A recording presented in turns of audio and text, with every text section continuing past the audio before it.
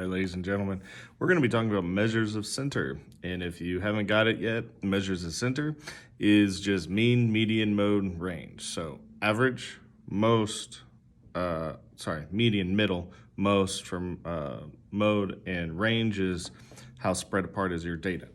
It's all going to be able to build towards a few things that we're doing in this chapter as far as graphing or a visual representation of data. So let's do a little bit of review. Finding the mean, you have to find the total sum of all and divide it by how many there are.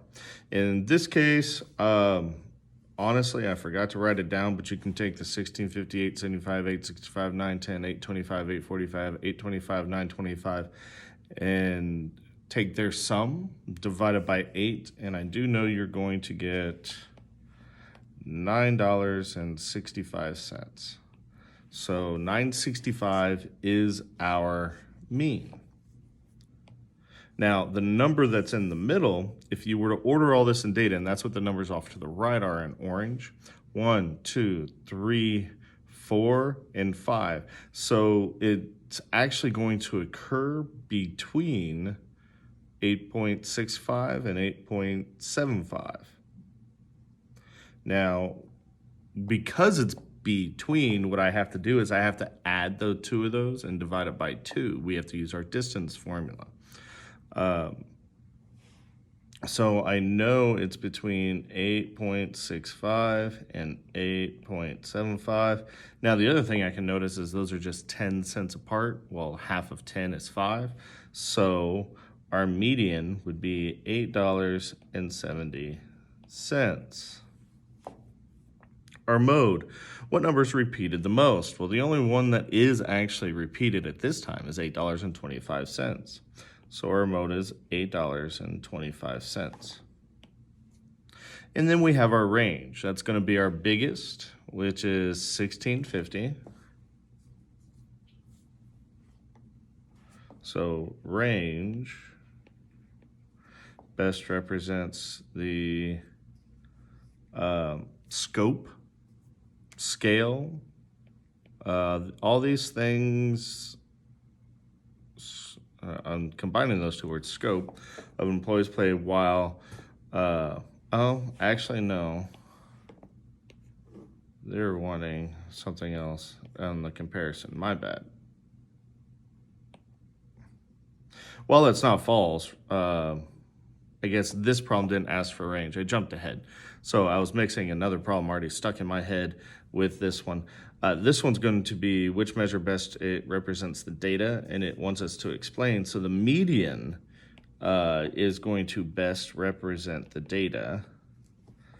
The mode is the least representative of the data, and the mean is actually, so 965 belongs in kind of the upper half. If you divided these things into halves, like lower halves, upper halves, the mean would actually fall into the upper half. So it doesn't really represent all of the data. It best represents the upper half of the data.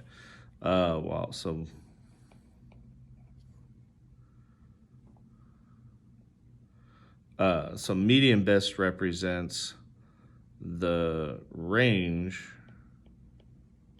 of employees pay, while mean best represents N employees pay.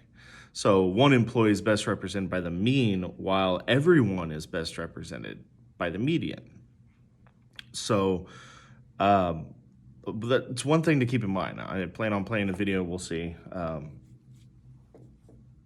exactly how it works out, because it's a newscaster and they're talking about this. They're talking about, it happens to be teacher pay. It didn't need to be, but it was something that was in the news where they use the mean and the median and they talk about the difference because why did they use a mean when it doesn't best represent the data? It best represents a certain part of the data, and instead of the median, which is actually the better representation of all the data in most cases. Not all cases. Outliers change a lot of things, and outliers are something we'll be talking about as well. So again, we talked about mean, median, mode. We talked about how median best represents the full range of the employees, which basically means that median best represents the data set itself, while mean best represents a group or a person or an expectation. So there's a difference between mean and median, and when we hear them, when we have one represented, what it's talking about compared to the other.